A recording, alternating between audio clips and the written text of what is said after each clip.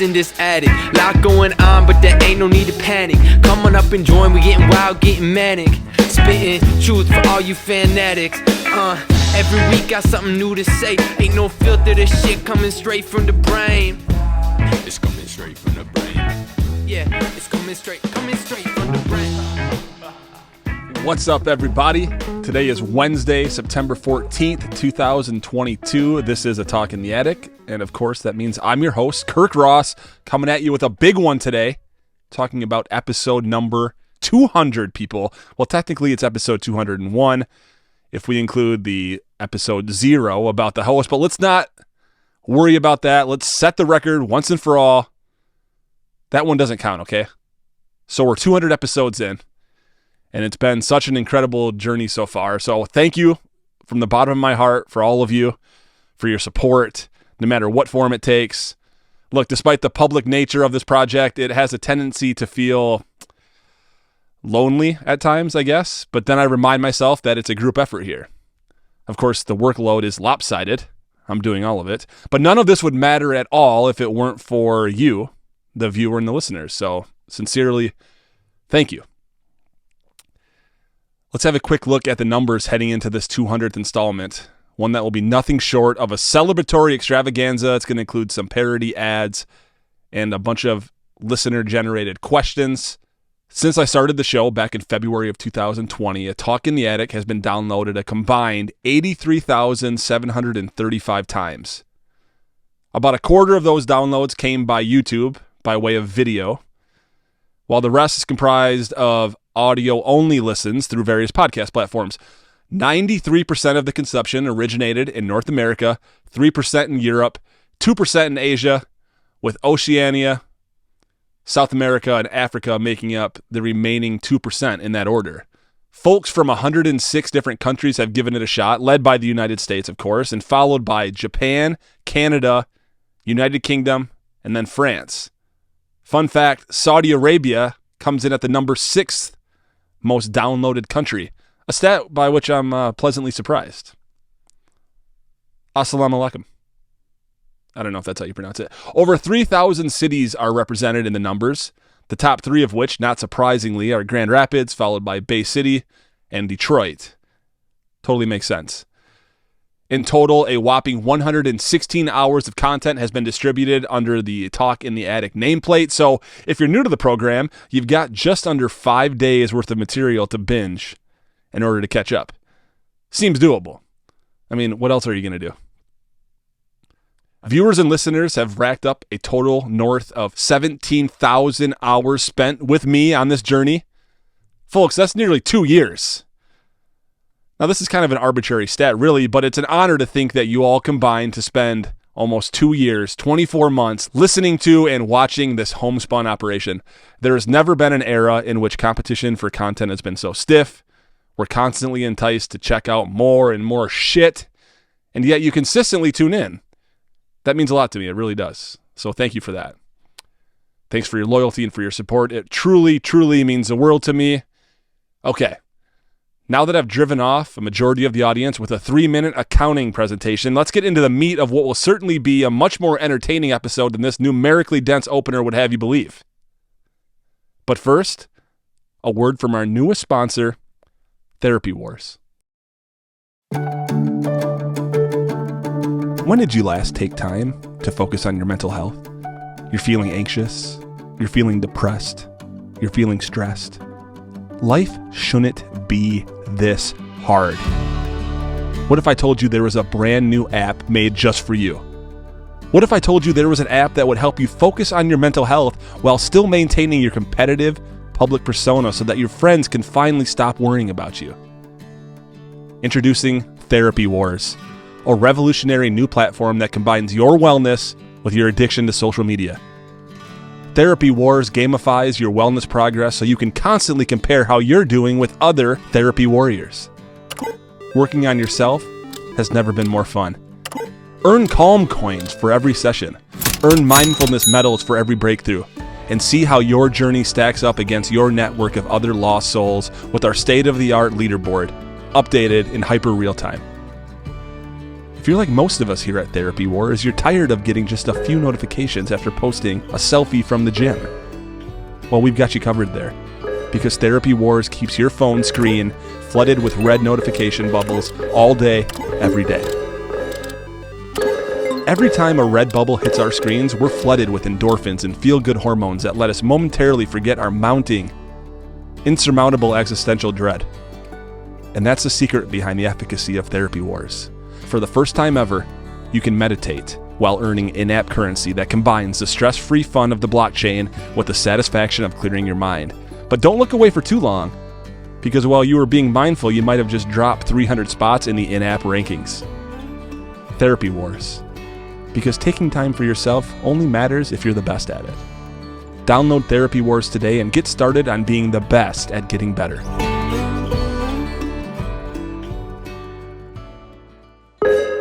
Let's start the show.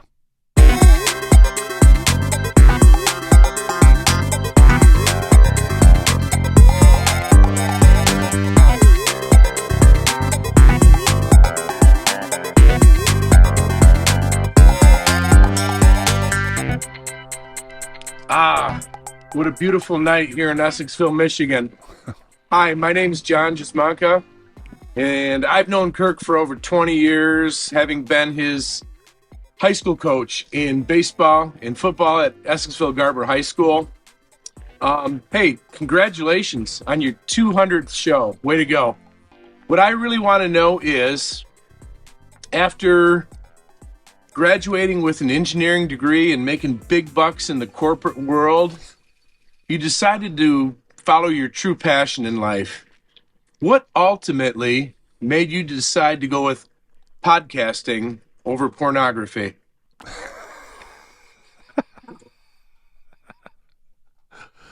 Oh, thanks, Coach Jay, for the encouragement and for the laugh. And, of course, for the lifetime of tutelage and energy that you've given not just to me, but to so many of my friends and so many other student athletes growing up in the Essexville area. To answer your question, my choice boiled down to one immutable fact when it came down to podcasting versus pornography. My vocal cords and my writing chops are simply far superior to my very, very average penis. Frankly, I'm not packing enough heat to have made the leap into porn. It's that simple. Next! Kirk, what's up? It's Pat. I love that Pat's walking. Want to start off by saying congratulations on episode 200. Proud of you, man, all the hard work you've been putting in. And what a milestone, 200 episodes. Thanks, buddy. All right, I have a question for you. So I personally have experienced with many hobbies and various projects, many of which have fallen by the wayside for various reasons. So my question is, how do you do it, man? Where do you find the motor? You've done 200 of these things. What's the X factor? How do you keep going? I'm sure you've probably had times in which you've wanted to give up or it's been tough. So share your secret. Much love, Kirk. I'll see you soon, buddy. Take care. All right, thanks, Patrick. First off, you're one of the most creative and hilarious folks I've had the pleasure of being around. So, you know, I know that this comes from a place I can relate to. It's not always easy to keep chugging along here, to be honest, but whenever I'm feeling like giving up, I think back to my life before the podcast. Before I had an outlet for my creative aspirations, I was making a lot more money. I was successful on paper. But the extent of my creative output was literally designing PowerPoint presentations about fucking car parts. Fuck that noise, right? So I guess I'll take the alternative without so much as a second thought. And of course, sharing it with all of you is the most rewarding part of it all. I feel like it keeps me connected to folks like you, Pat, and a lot of other folks and that I miss. But here's the thing, Patrick. Hopefully this project can inspire folks like you to dust off their fucking bass guitars and commit at least a little time to finding, like, you know, getting back into your artistic groove. By the way, I'm still looking for my Paul Schaefer buddy, and you're still at the top of the list. Let's go. Can you move to Grand Rapids already? Jeez. All right, let's go. Let's hear from Janelle, or my good friend Janelle. Kirk, hi, it's Janelle. I'm a longtime listener, first-time caller. I currently work in the mental health and substance use disorder field. So just have a couple facts for you. Pre-pandemic, roughly around 20% of Americans reported that they were struggling with a mental health issue. In late June this year, the CDC put out a report stating now that 40% of Americans are struggling with their mental health. And that is reported, and we know that a lot of mental health issues go unreported. So taking the social contract-based question from the philosopher T.M. Scallion, what can each of us be expected to give to another human being? What can we do to really create more of a safe space for each other and a better world for all of us to live in? Thanks. Whoa, Nelly. First off, great question, Janelle. I feel like I'm at a fucking TED Talk symposium or something. It's interesting to hear that, I guess you said mental health concerns have doubled in the last few years from 20 to 40%. Now, that's still highly underreported because realistically, I would say that 100% of us have to deal with our mental health, right? I'd be remiss if I didn't mention our sponsor right now, Therapy Wars. But when I'm not racking up those calm coins, the best thing that I can do for my own well-being happens to align with how I believe I can best impact those around me.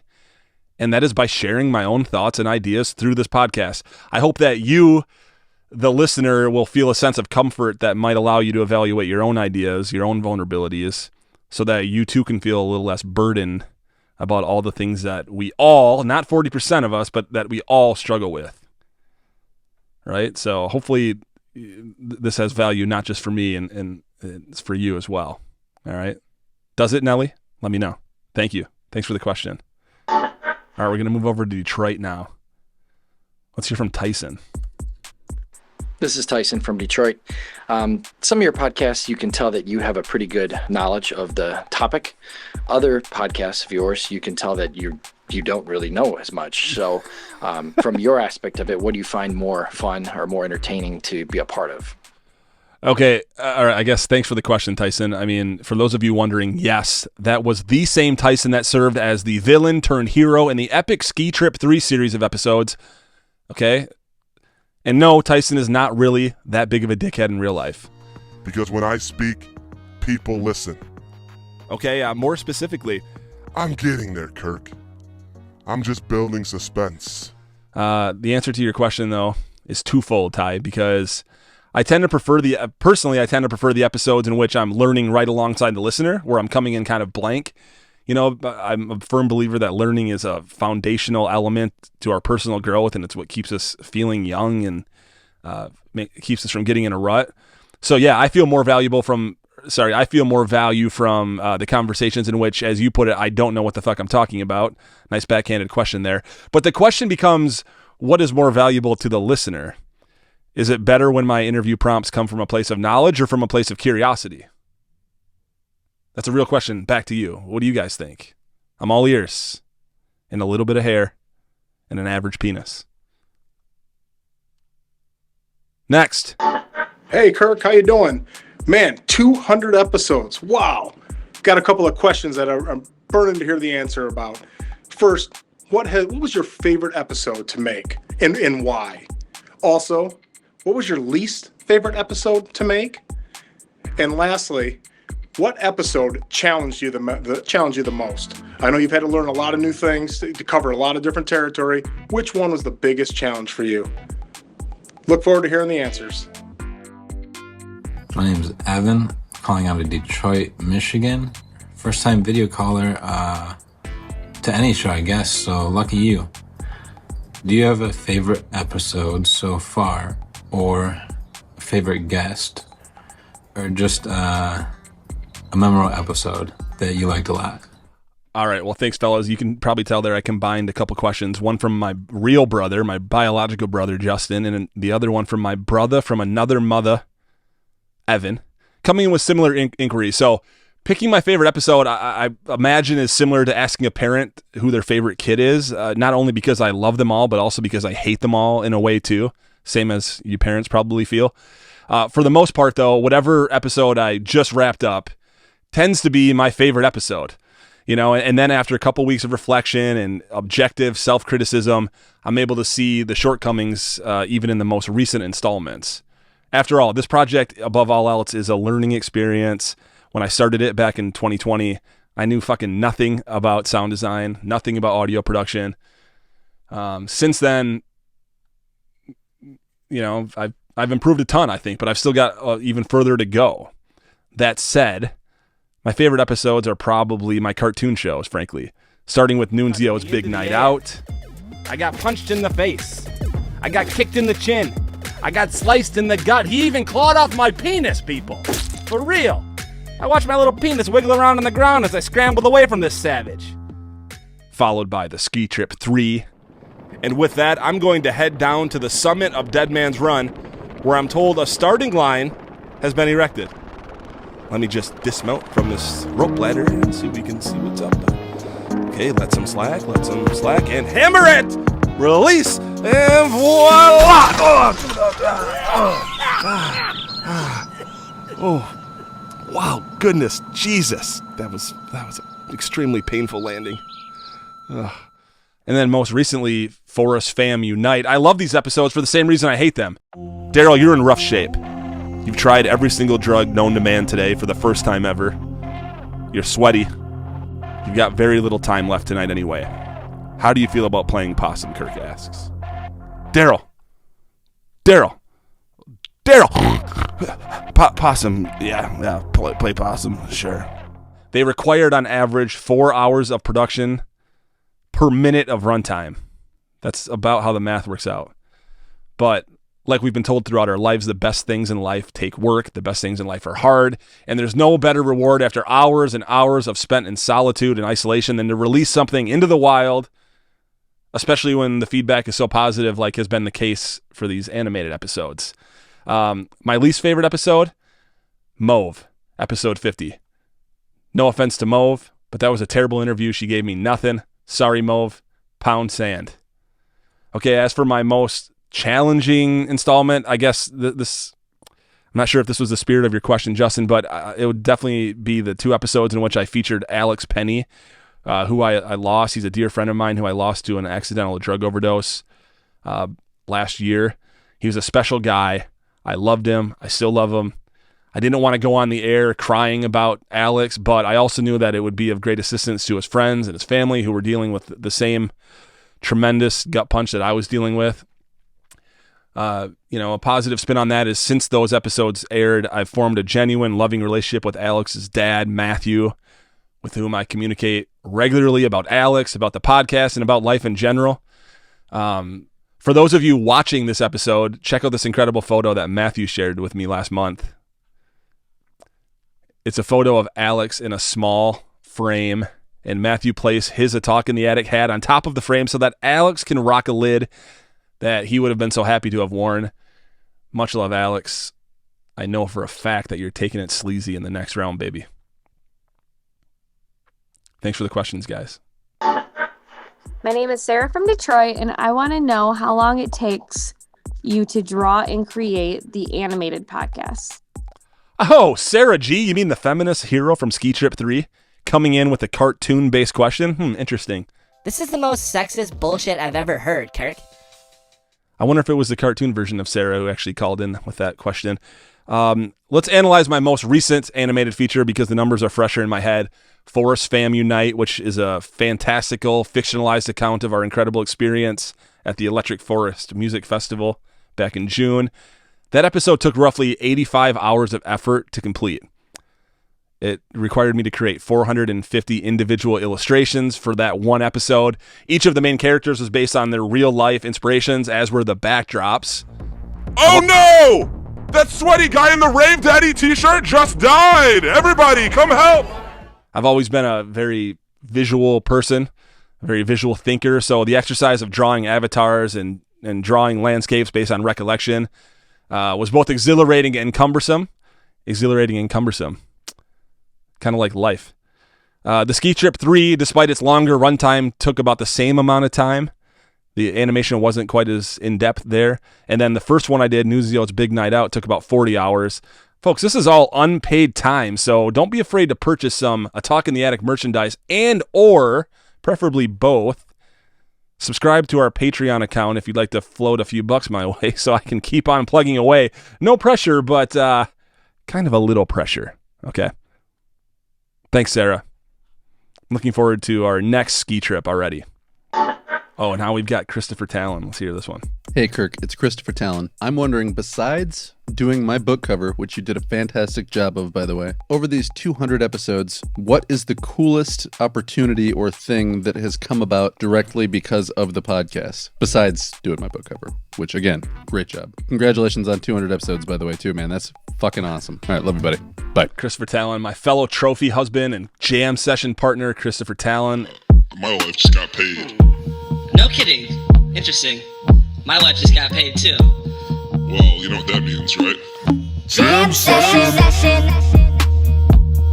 Got a jam session. 2 trophy husbands hooking up, doing something creative, baby. Your wife got paid. My wife got paid. So did mine. So did mine. So did mine. Well, shit, let's do it up right then. Let's go to B-Dubs, baby. Boneless wings. Or something really nice like Arby's or something. They got the meats. Her name is Christedith. I don't know if you guys know who Brent Gelman is, but he looks exactly like Christopher Talan. Okay, thanks for the question, though, Chris. Yes, your book cover is the perfect example of myriad opportunities and activities that were born of the podcast, but that weren't exactly directly related. I had such a blast creating the jacket for your debut novel, Switchers. Folks, go pick up yourself a copy or two. I've got some in the attic that are for sale. You can go to a link down in the show notes as well. Support this thing. It's worth a read for sure, and you could display my unique artwork all in one fell swoop. There's so many things that have come from it. You know, a big part of it is just connecting with new people, Chris, and rekindling friendships that I hadn't, maintained as well. Folks like AJ Janelle and, folks like that. But I guess probably a better, more direct answer to your question would be that Garrettritter House, he's an aspiring MC from Grand Rapids. He and I met through a professional networking organization that we're both involved with. And as soon as he learned about my audio production endeavors, he approached me, quite giddily, I must say, and asked if I'd be willing to show him the ropes on music production, etc. First off, that felt kind of cool because I, only a year ago, didn't know the first thing about music production. And now I've got, somebody asking me about it. Maybe not the best person to ask Garrett, but now we collaborate on a near weekly basis. We're putting together beats constantly. I'm sending him stuff. He writes lyrics to it. And then we get together every month or so and record in the studio. I'm still hurt that you keep moving on. Well, fuck that shit. I'm not over it. You said we'd have home and kids, emotionless and open pit. Hear me out, you owe me this. He's also now getting his studio up and running, so I'm going over there next week to kind of finalize that and get everything set up at least the way that I would, so that he can tweak it from there. So that's been a really fun and rewarding experience for both of us. Garrett's a super positive dude with whom I hope to create music deep into the future, maybe even some chart toppers someday. We'll see. But hey, speaking of Garrett, let's hear that one. Hello, a Talk in the Attic. I am Garrettritter House. I got to do my shout out. This is hello, Mom. Hello, Dad. Hi, everybody. Just first time caller, long time listener. I've been loving every episode that comes out. And I want to know what's next. What can we expect as a Talk in the Attic groupies of what's coming up in the end of 2022 and in the beginning of 2023? Would love to know the direction. Thanks, Kirk, and thanks, everybody. All right, Garrett, what's next, do you ask? Well, that's a great question. The, shall we say, wide breadth, some people might call that lack of focus, but the wide breadth of a Talk in the Attic, of course, it makes for endless possibilities of where I can take it. But specificity seems to be a requisite concept in the world of earning money in the content generation industry. So, as a business model, I'm not exactly hitting the mark with my massive scope of what I produce. But here's the thing. My interests are widespread, and I believe that the show should reflect my interest above all else. So I, Kirk Ross, the host, I serve as what's specific to the show. And in that regard, I'm really gambling on myself, and I'm gambling on the fact that you all like me in order to continue this growth trajectory. So you're going to continue to get a smattering of comedy and reflection and music and animation and interviews with people ranging from survivalists that were on alone to artists to old friends to business owners and everybody in between. I know, it's all over the map. But I'll tell you what I really need. if you're listening or watching here. I need female guests. My interview roster is primarily white dudes. Like I said early on, it's like fucking Congress up in here. So, ladies, hit me up. I'd love to chat. And Garrett, let's keep at this music thing. If nothing else, super fucking fun, dude. And you're good at it. Cool. Next one.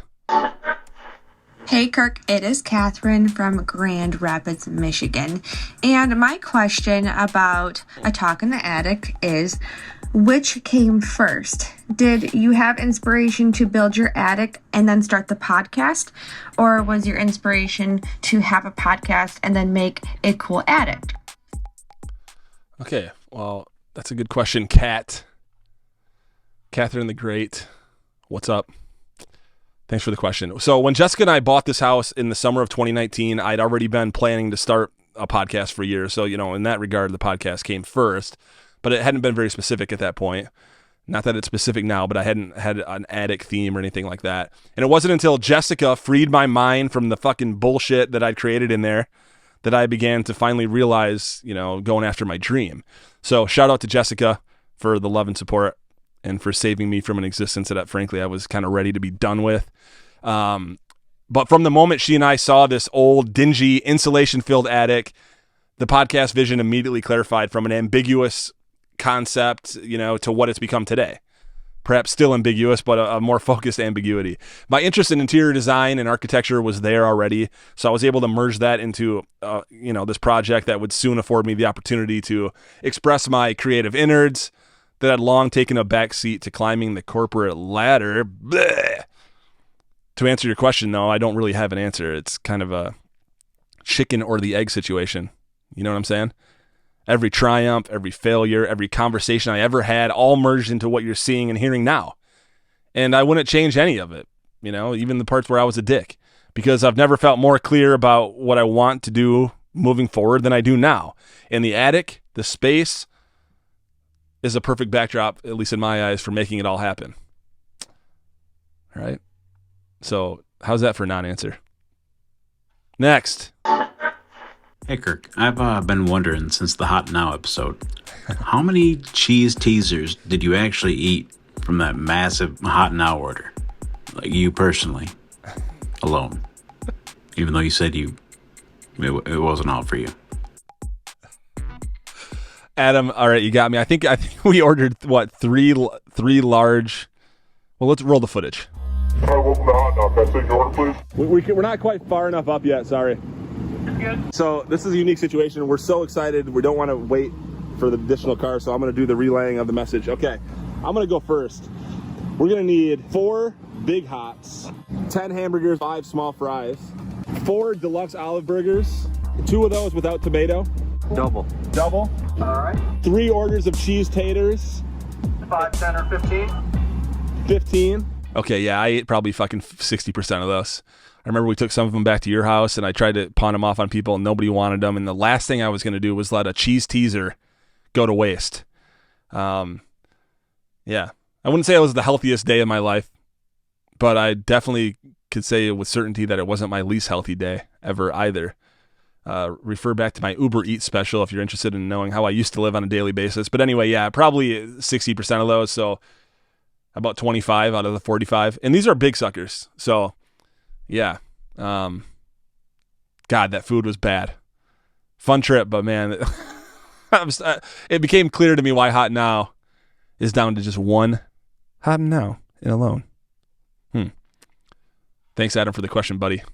All right, let's go to Megan. Kirk, you're somewhat of a veteran now, and it's been so great listening and watching to your talented and entertaining podcast.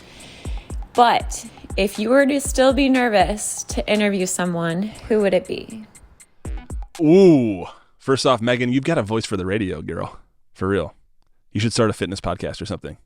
That you've got a voice for the radio, but a face and a body for TV. So make it happen, okay? But look, I've gotten past the point of feeling intimidated these days, to be honest.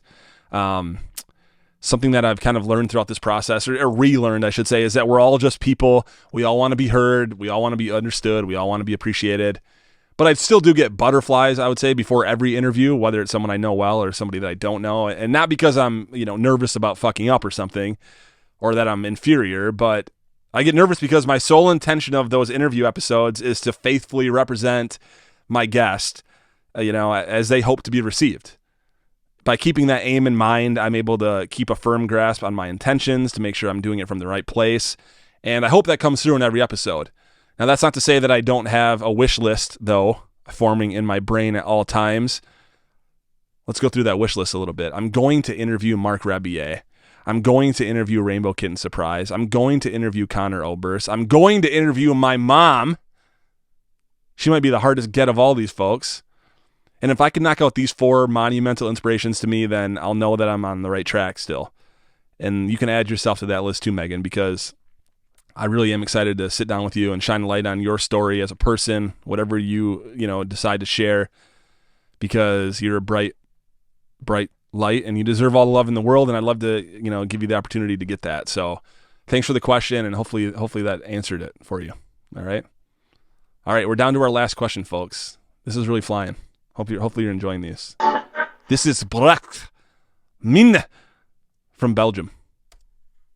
Hi, I'm Brecht Minne from Belgium. I really enjoy your show, Kirk, especially the animated episodes. So my question to you is, do you have some plans to continue these kind of episodes, because you're really good at it, and maybe you can improve and continue the good work, man? Brecht, where do I begin, buddy? First off, you're my first real fan from outside my immediate geographical region.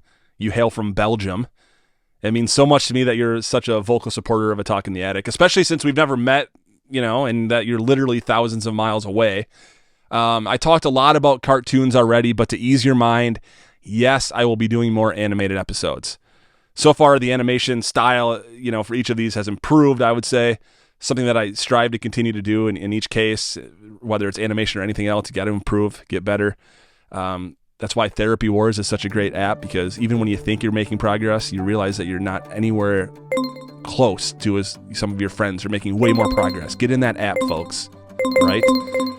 So right now I'm doing these animations still kind of old school style, where I'm individually creating frames and landscapes and moving them individually, almost like South Park style when they started. But I am in the process of learning a real life animation software suite. It's called Reallusion, which I have purchased a few months back, but I just haven't really dug into it too much. But I do hope to roll that new style of animation where I can actually direct these creatures or these characters to move to a certain location. I can have their mouths move based on what I type, what I script in there or whatever. So I hope to have all that ready for the next animated entry into the Annals of the Attic. The Annals of the Attic. That's a good phrase. Not to be confused with Anal in the Attic, which is an after-hours late-night special I intend to do sometime this winter. But before we close the show with a final word from our sponsor, Therapy Wars, I'd like to highlight a development that simply blew my mind. It's related to Brecht, and there's just no other way to describe it. It literally blew my mind. So a little backstory here. I had recognized Brecht's devotion to the podcast earlier this year. To show my gratitude to Brecht, I sent him a couple hats over in Belgium, a couple of Talk in the Attic hats.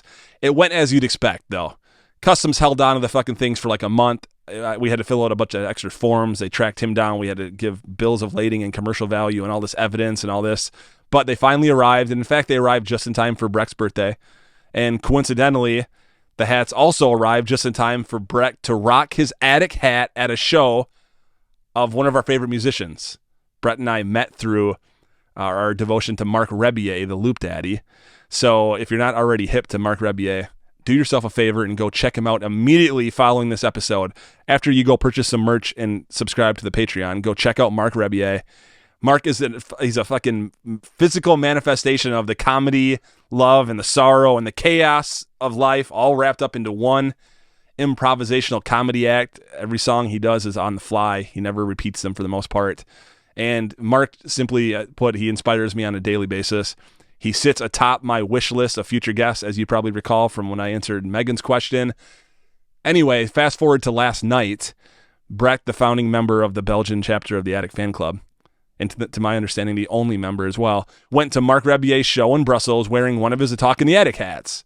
He snapped a pic of himself wearing it right up front with Mark Rebier in the background, sent it to me via Facebook Messenger, to which I replied, of course, Brett, you'll achieve absolute hero status if Mark puts on the Attic hat. I didn't really think much of it. That was it. Well, wouldn't you know it, 2 hours later, I received a photo of Mark fucking Rebier rocking an Attic hat. This is a guy I've been trying to get on the show. I've had a little bit of communication with his team. He's always been respectful. We just couldn't make it work.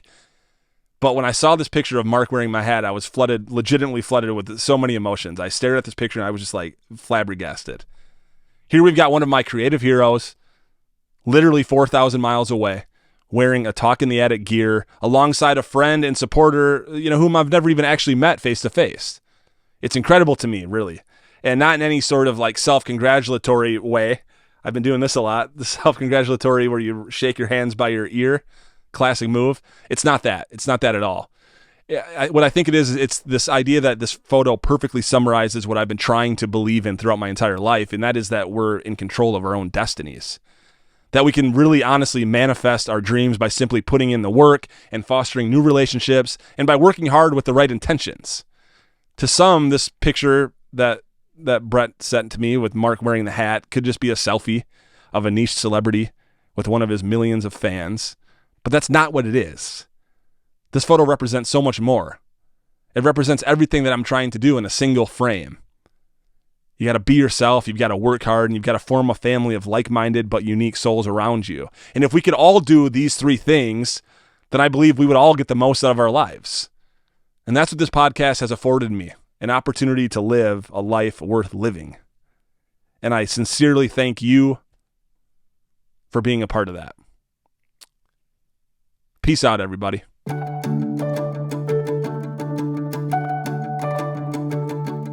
Here at Therapy Wars, we're devoted to making you better at getting better.